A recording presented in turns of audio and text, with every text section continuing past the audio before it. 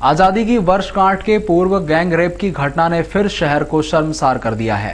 3 युवकों ने एक मजदूर युवती को अपनी हवस का शिकार बनाया। महिला जैसे तैसे दरिंदों के चंगुल से छूटकर पुलिस के पास पहुंची।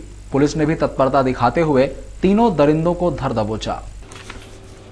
संयोगितागंज थाने में पदस्थ जांच अधिकारी आर.के. मिश्रा ने बताया कि बुधवार की रात को मजदूरी करने वाली 25 वर्षीय युवती अपने गांव धार से लौटकर महू नाके चौराहे पर खड़ी थी और राधेश्याम ठेकेदार का इंतजार कर रही थी। इसी बीच रोहित नामक युवक उसके पास पहुंचा और उसे बहला फुसलाकर अपने साथ ऑटो में बैठाकर नवलखा बस स्टैंड पर एक होटल में आ गया, जहां उसके दोस्त विक्की और विक्रांत भी आ गए। तीनों ने बारी बारी से उसके साथ दुष्कर्म किया। पीड़ित युवती दरिंदों से लघुशंका का बहाना बनाकर वहां से सीधे संयोगितागंज थाने पहुंची और सारी घटना से अवगत कराया। पुलिस ने तत्परता दिखाते हुए रात को ही तीनों आरोपियों को धर दबोचा।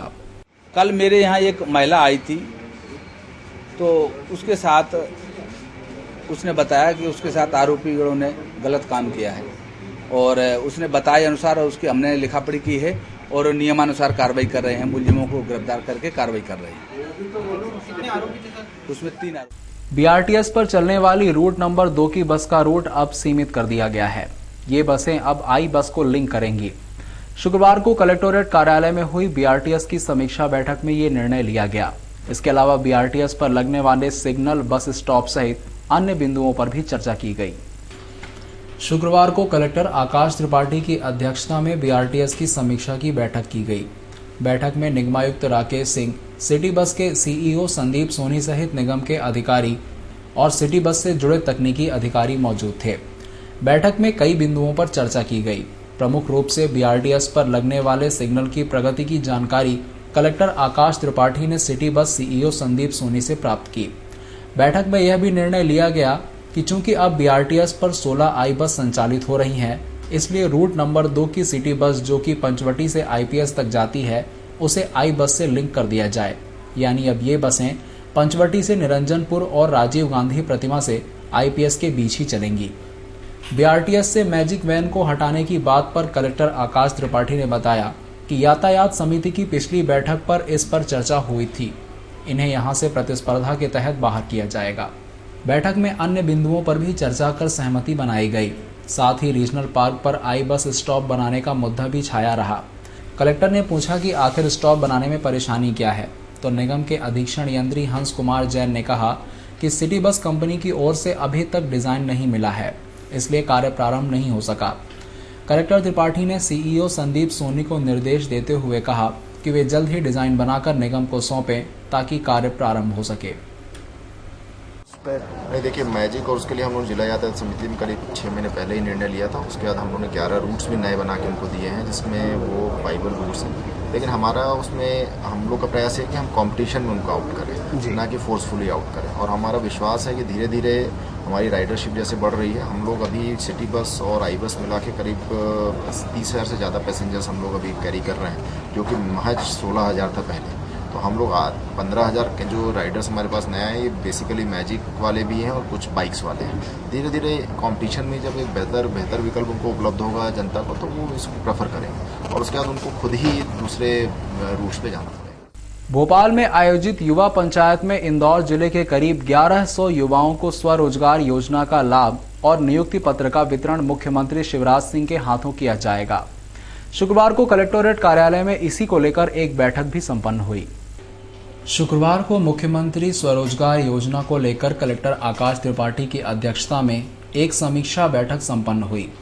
बैठक में विभिन्न बैंकों के अधिकारी और शहरी विकास अधिकरण के अधिकारियों के साथ कलेक्टर आकाश त्रिपाठी ने योजना की समीक्षा करने के साथ ही युवा पंचायत में इंदौर जिले से जाने वाले युवाओं को भोपाल ले जाने की व्यवस्था पर भी चर्चा की। बैंकों में कितने प्रकरण प्रस्तुत हुए, कितने इसमें वितरण हो गए, इसकी मेन समीक्षा कर रहे हैं ताकि इसका लाभ जो हितग्राही है उसको मिल सके। आजादी का जश्न मनाने 8 दोस्त तिंचा फॉल गए थे। 8 दोस्तों में से नेहरू नगर में रहने वाले 2 दोस्तों की पानी में डूबने से मौत हो गई। पुलिस ने गोताखोरों की मदद से दोनों के शवों को बाहर निकाल लिया है। पुलिस के अनुसार कल नेहरू नगर में रहने वाले देवेंद्र उर्फ बंटी और राहुल सोलंकी अपने 6 दोस्तों के साथ पिकनिक मनाने तिंचा फॉल गए। देर रात तक दोनों वापस नहीं आए, तो दोनों की खोजबीन शुरू की तो 6 दोस्त तो वापस आ गए, लेकिन राहुल और बंटी नहीं मिले।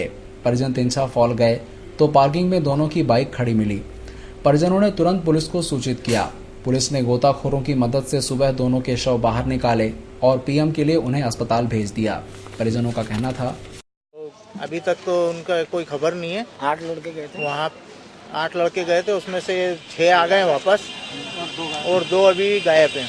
क्या नाम है दोनों का? एक राहुल और एक देवेंद्र का। बंटी क्या करते हैं दोनों? कितनी उम्र है? एक तो पढ़ाई करते ये 18 से 19 साल तक के हैं दोनों। क्या करते हैं? पढ़ाई करते हैं। पढ़ाई कर रहे हैं और नौकरी भी करते हैं बाहर कामकाज। कल कितने बजे निकले? भंवरकुआं पुलिस ने एक ऑटो चालक और उसके 2 दोस्तों को लूट की वारदात को अंजाम देने के मामले में गिरफ्तार किया है। पकड़े गए आरोपियों में से एक आरोपी पर धोखाधड़ी और ब्लैकमेलिंग का मामला न्यायालय में विचाराधीन है। भंवरकुआं थाना प्रभारी अशोक तिवारी के अनुसार पिछले कई दिनों से बाईपास के इलाकों में लूट की वारदातें हो रही थीं। इसके चलते पुलिस ने अपना जाल बिछाया तो मुखबिर ने एक ऑटो चालक रोहित, मोहित और प्रकाश पर शंका जताई। पुलिस ने तीनों को हिरासत में लेकर कड़ी पूछताछ की तो उन्होंने लूट की वारदात कबूल ली। पुलिस ने तीनों को गिरफ्तार कर लिया है। आरोपी प्रकाश पर धोखाधड़ी करने और ब्लैकमेलिंग का मामला कोर्ट में विचाराधीन है। लूट का भी आरोपी है और ऐसा जानकारी मिली है कि रात में कुछ ऑटो वाले हैं जो ऑटो चलाने की आड़ में सवारी में लूटपाट भी करते हैं और अकेले में रास्ते में पा करके ट्रक वाले मिल गए, गाड़ी वाले मिल गए, उनसे लूटपाट करते हैं। इसमें अभी संदीप सनाफ कन्हैया राजपूत राजनगर और प्रकाश पहलाज विद्यानगर ये पकड़े गए हैं और इनसे अभी और भी पूछताछ की जा रही है। इसमें प्रकाश जो है ये पहले भी एक मामला हुआ था धोखाधड़ी 420 का, उसमें भी गिरफ्तार किया गया था। धर्मांतरण संबंधी विधेयक के मामले में सकारात्मक नजरिया बने, यह जरूरी है क्योंकि हमारा देश सबसे बड़ा प्रजातंत्र और सेकुलर प्रवृत्ति रखने वाला देश है। यह कहना है अल्पसंख्यक मामलों के केंद्रीय राज्य मंत्री निनोंग रडरिंग का। शुक्रवार को अल्पसंख्यक मामलों के केंद्रीय राज्य मंत्री निनोंग रडरिंग इंदौर आए। मल्टी सेक्टर डेवलपमेंट प्रोग्राम के तहत किए गए कामों को देखने आए मंत्री रडरिंग ने अपने दौरे के दौरान रेड चर्च के एक कार्यक्रम में भी हिस्सा लिया। यहां इस आर्ट्स समुदाय के लोगों ने उन्हें धर्मांतरण संबंधी विधेयक को खारिज करने को लेकर ज्ञापन भी सौंपा। इसे लेकर उन्होंने कहा कि सकारात्मक नजरिया बेहद जरूरी है। ये जो प्रावधान है हमारा वहाँ भी है, होना चाहिए। It is called indigenous baby protection लेकिन इसका मतलब आप उसको गलत नहीं लेना है। ऐसा होता है कि ये आपको एक प्रोटेक्शन देती है अपना धर्म को अपनाने की। रोजगार के लिए जिला प्रशासन ने एक नई पहल की है। शुक्रवार को रोजगार online.in वेबसाइट को लॉन्च किया गया। स्किल डेवलपमेंट सहित रोजगार उपलब्ध कराने और नियोक्ताओं को भी योग्य उम्मीदवार ढूंढने में वेबसाइट मदद करेगी। शुक्रवार को जिला प्रशासन ने रोजगार online.in वेबसाइट को लॉन्च किया। इस अवसर पर कलेक्टर आकाश त्रिपाठी, जिला पंचायत सीईओ गोपाल चंद डार्ड, अपर कलेक्टर रविंद्र सिंह सहित अन्य अधिकारी मौजूद थे। वेबसाइट को लेकर एनआईसी इंदौर की प्रभारी सुनीता जैन ने इस वेबसाइट की विशेषताओं और इसके संचालन के संबंध में महत्वपूर्ण जानकारियां दी।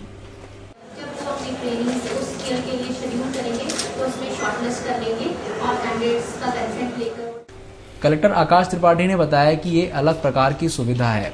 इसमें हम कौशल के विकास के साथ ही रोजगार को भी सुनिश्चित करेंगे। ये बेरोजगारों के साथ ही नियोक्ताओं के लिए भी उपयोगी रहेगी। कौशल उन्नयन जो हमारे लिए एक बहुत ही महत्वपूर्ण विषय है, क्योंकि आज की डेट में आवश्यक है। केवल हायर एजुकेशन की डिग्री दे देने से रोजगार नहीं मिलेगा, हमको स्किल्स बढ़ानी पड़ेगी। और उसके लिए हम लोग एक नया इनिशिएटिव आज शुरू कर रहे हैं, जिसमें हम लोगों ने एक वेबसाइट भी की है, जिसमें हम लोग 3 प्रकार की रिक्वायरमेंट है। अगर कोई व्यक्ति ये चाहता है कि उसको किसी प्रकार की ट्रेनिंग मिले, कोई स्किल मिले, तो वो उसमें आवेदन सीधे जाके कर सकते हैं।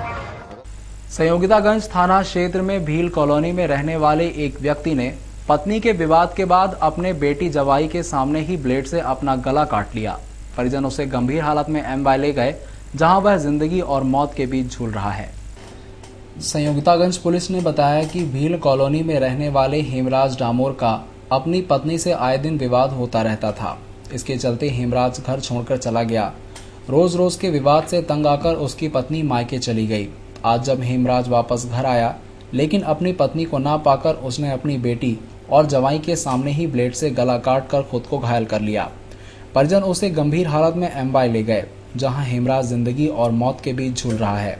उसके जवाई पप्पू का कहना था, शराब पी रहे थे, शराब पी और फिर मम्मी के बीच में झगड़ा हो गया, तो मम्मी के वहाँ चली गई और ये ब्लेड लेके आए तो खुद का गला काटा। घर पे लाके काटा, घर पे सामने, हाँ सबके सामने काट दिया।